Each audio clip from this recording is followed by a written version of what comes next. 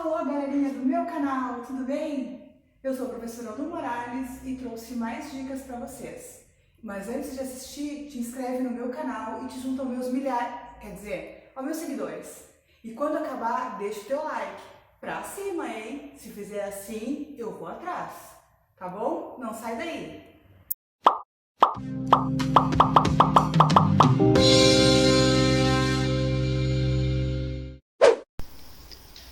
Nós vamos conversar agora sobre oração sem sujeito. Mas como assim? Se sujeito é um termo essencial de uma oração, não é? Não foi o que nós vimos em outros vídeos? Sim, mas existem casos específicos em que a oração não tem sujeito. Ela é formada, nestes casos, por verbo impessoal. O que significa isso? Que não se refere a uma pessoa do discurso. O que é a pessoa do discurso? Pessoa do discurso são aquelas pessoas envolvidas em um ato comunicativo, ou seja, quem fala, com quem fala e sobre o que fala. Então, quem fala é a primeira pessoa do discurso, pode ser o eu ou nós. A segunda pessoa do discurso é com quem se fala, que é o tu ou vós. E a terceira pessoa que é o assunto, é o sobre o que ou sobre quem se fala, que é o ele, o ela, o eles ou elas, certo? Então vamos adiante. As orações sem sujeito, então, elas são formadas por verbos impessoais que não se referem a uma pessoa do discurso. Observem, nevou bastante na serra. Qual é o verbo? Nevou. Há muita gente nessa sala. Verbo haver. Choveu o dia todo ontem. Verbo chover. São verbos impessoais. Eles não se referem a uma pessoa específica do discurso.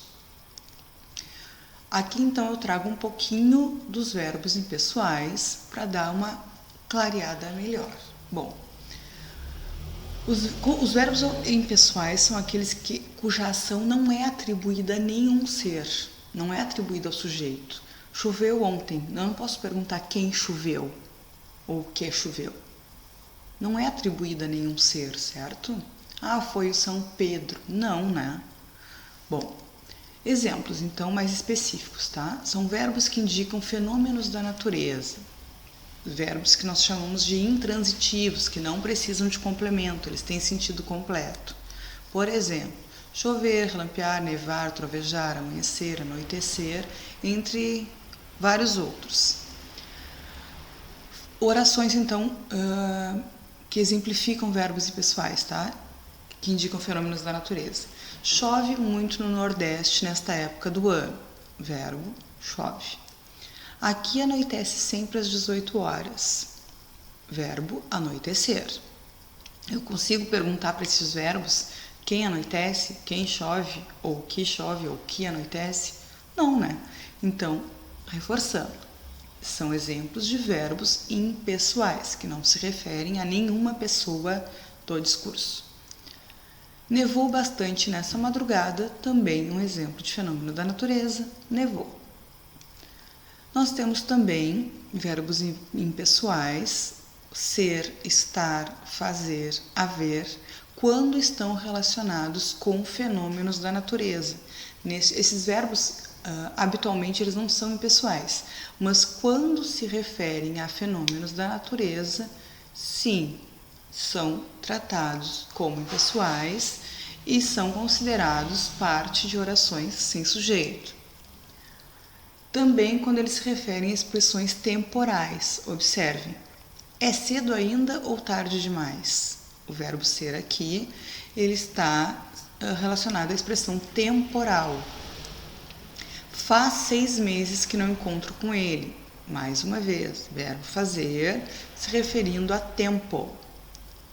Há 2 anos não chove nessa região. Está anoitecendo. Então, os 4 casos, nós temos os verbos relacionados a fenômeno da natureza ou expressão temporal. Atenção! Os verbos impessoais, eles sempre aparecem na terceira pessoa do singular. Ou seja, eles não variam, eles não vão para o plural.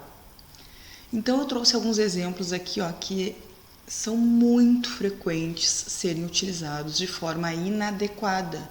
Inclusive, na TV, apresentadores de jornais bem renomados costumam cometer este equívoco, certo? Então, houve enganos lamentáveis. O verbo haver é invariável. Haverá prêmios. Faz 15 dias, principalmente o faz 15 dias e o fazia 2 semanas, com relação a tempo decorrido, tempo passado, que se ouve muito as pessoas utilizarem de forma equivocada. Então é muito comum, eu reparo muito isso nos telejornais, os apresentadores e também os jornalistas, os repórteres, esses ambulantes, usando equivocadamente esse termo. Então, fazem 15 dias, faziam 2 semanas. Não, pessoal, não. Estes verbos são invariáveis, eles não concordam com o tempo.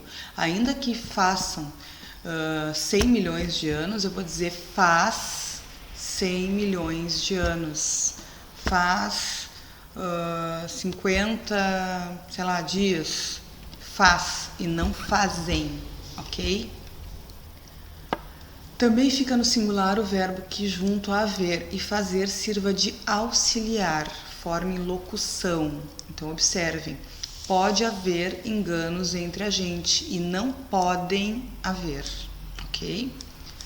Deverá fazer 5 meses de namoro e não deverão fazer, porque eles estão servindo de auxiliar ao verbo haver e o fazer. Se o verbo estiver sendo usado fora do sentido literal, isso aí é muito importante, muito importante. Porque eu disse a vocês que verbos que representam o fenômeno da natureza, por exemplo, são impessoais, certo? Então, choveu muito. Vai ficar choveu, sempre. Choveu dias. Não vou dizer que choveram durante dias, eu digo choveu durante dias. Mas se eu usar este verbo fora do sentido literal, não me referindo à chuva, eu posso dizer choveram ideias, entendem? Então, se ele estiver fora do seu sentido literal e sendo utilizado no sentido conotativo, figurado, aí a concordância é obrigatória. Exemplo, choveram bênçãos do céu. Eu não digo choveram, que não se diz choveram água, né? Mas se eu estiver falando realmente de chuva, eu não posso colocar no plural, tá? Mas se estiver no sentido figurado, como é este caso, sim, é obrigatório, não é opcional a concordância, é obrigatória. Mais um exemplo, no dia seguinte amanheci de cama. O verbo amanhecer, ele é impessoal, mas neste caso aqui é figurado. Eu amanheci de cama. Amanheci não é... o que é amanhecer? É clarear, é virar dia? Então, eu amanheci? Eu clareei, eu virei dia? Não, né? Então, amanheci aqui é sentido figurado. Neste caso, concordância obrigatória. Compreendido? Até a próxima! Então, prestou atenção nas explicações? Agora faz as atividades e volta às explicações quantas vezes for necessário. Pausa, volta, assiste de novo, não apaga, entendeu? E se tiver alguma dúvida, manda e-mail. Amo vocês, quase sempre. Beijo!